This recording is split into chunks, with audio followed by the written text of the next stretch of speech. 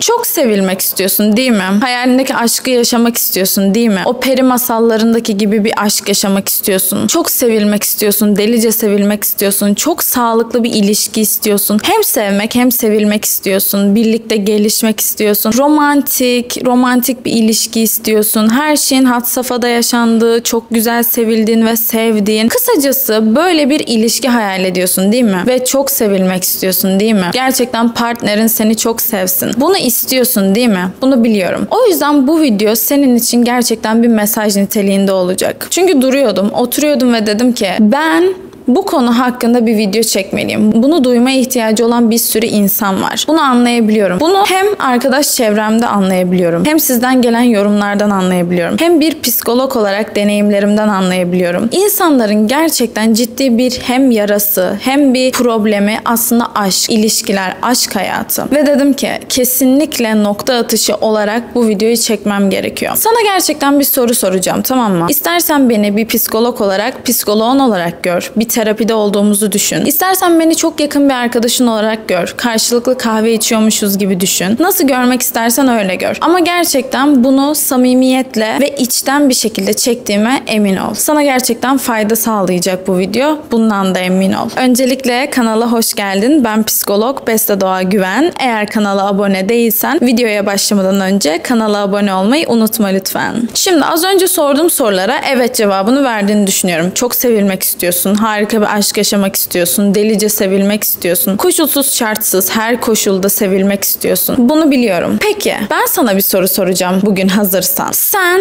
kendini sevdiğine emin misin? Bu gerçekten çok önemli bir soru. Sen kendini sevdiğine gerçekten emin misin? Çünkü sen kendini sevmezsen kimse de seni sevmez. Biliyorum biraz ağır oldu ama dediğim gibi bunu çok yakın arkadaşınmışım gibi düşün. Öyle dinle ve hani derler ya dost acı söyler diye. Aynen öyle düşün. Ben senin çok yakın bir arkadaşınmışım. Psikolog kimliğimi de bir kenara bırakalım. Senin çok yakın bir arkadaşınmışım ve sana tavsiye veriyorum şu an, tamam mı? Ve seninle sohbet ediyorum şu an, tamam mı? Ve dost acı söyler. Senin iyiliğin için sana bu soruyu soruyorum. Sen kendini sevdiğine emin misin? Çünkü unutma. Sen kendini sevmiyorsan seni hiç kimse sevmez. Acı ama gerçek. Kendini sevmeyen bir insan başkaları tarafından da sevilmez. Özellikle de romantik ilişkisinde maalesef istediği kadar, hayalindeki kadar sevilemez. Çünkü insanların seni sevme şeklini de, insanların sana davranış şeklini de sen belirliyorsun. Senin kendine davranış şeklin, insanların sana davranma şeklini belirliyor. Senin kendini sevme şeklin, insanların da seni nasıl seveceğini belirliyor. Hep diyoruz ya, öz sevgi, öz şefkat. Evet, bu doğru. Çünkü bir insana onun seni nasıl seveceğini öğretmenin en iyi yolu kendinin kendini nasıl sevdiğini göstermektir. Kendini o kadar seveceksin ki, kendini o kadar önemseyeceksin ki, o kadar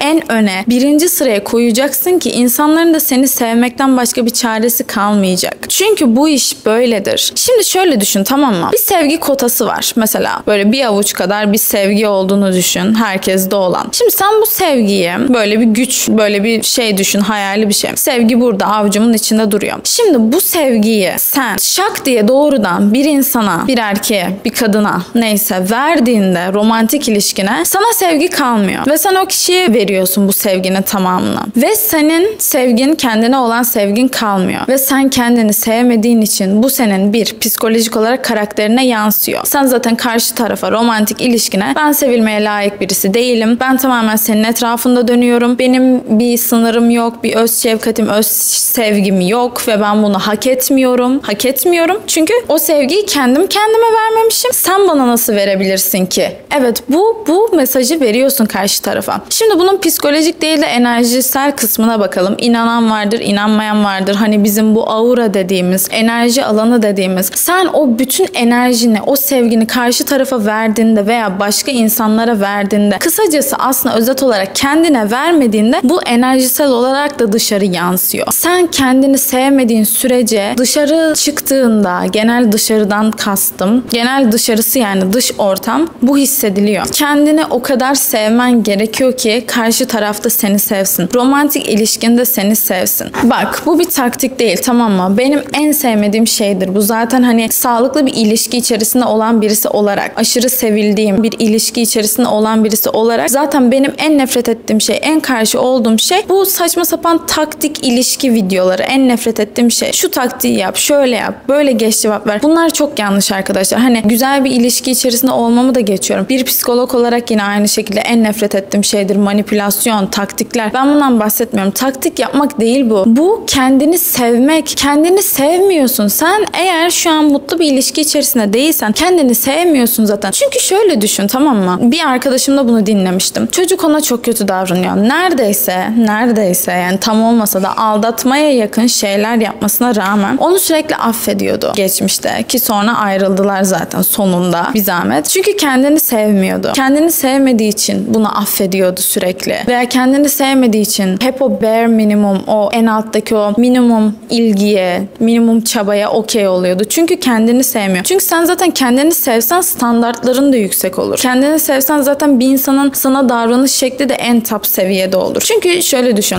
Dediğim gibi sen kendine nasıl davranıyorsan insanlar da sana öyle davranacak. O yüzden bu videoyu bir mesaj olarak kabul et aşk ve ilişki konusunda. Bugünden itibaren kendini o kadar sevmeye başla ki ve bunu sadece böyle fake, taktiksel bir şey değil. Bunu içselleştir ki karşı tarafta, insanlar da, dünya da seni gerçekten sevmeye başlasın. Çünkü dediğim gibi insanların sana davranışını da sen belirliyorsun. İnsanların seni sevme şeklini de sen belirliyorsun. Zaten eğer mutlu bir ilişkide değilsen ve hala o ilişkide kalıyorsan da kendini sevmiyorsundur. Çünkü hani demek ki sen şunu diyorsun. Evet ben bunu hak ediyorum. Hayır, hak etmiyorsun. Sen gayet de çok sevilmeyi hak ediyorsun. Sen gayet o hayalindeki, o idealize ettiğin o aşkı, o Pinterest panolarında gördüğün aşkı yaşamayı hak ediyorsun. Senin hayalin neyse bunu hak ediyorsun. Sen işte geç cevap verilmekmiş. Bana şöyle davrandı. Mesela bazen dinliyorum. Bana geç cevap veriyor. Bunu yapıyorum, geç cevap veriyor. Sana geç cevap veren birisinle hala birlikte duruyorsan kendini sevmiyorsun. Sevmiyorsun. Bunu istedim, hala yapmadı. Tamam. Demek ki sen kendini sevmiyorsun. Eğer sen kendini sevseydin, bunu istedim ama hala yapmadı, bekliyorum aylardır diyeceğim bir ilişkide, bir ortamda kalmazdın. Bu ilişkiden kastım da illa romantik, sevgililik, aşk gibi düşünmeyelim. Arkadaşlık da olabilir arkadaşlar bu. Bir iş yeri de olabilir bu. Genel senin kendine olan sevgin aslında bu durum. Ve